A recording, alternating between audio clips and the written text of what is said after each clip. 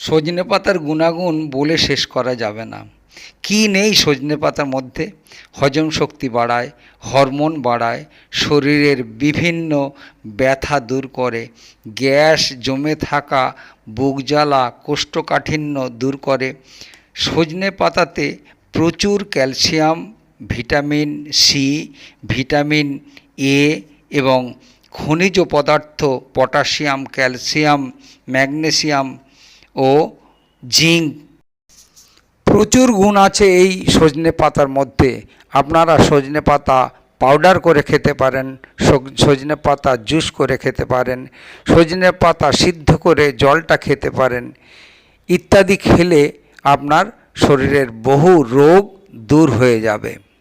সজনে পাতা রান্না করে খাওয়ার থেকে কাঁচা পাউডার করে খাওয়া বা রস করে খেলে অনেক বেশি উপকার হয়।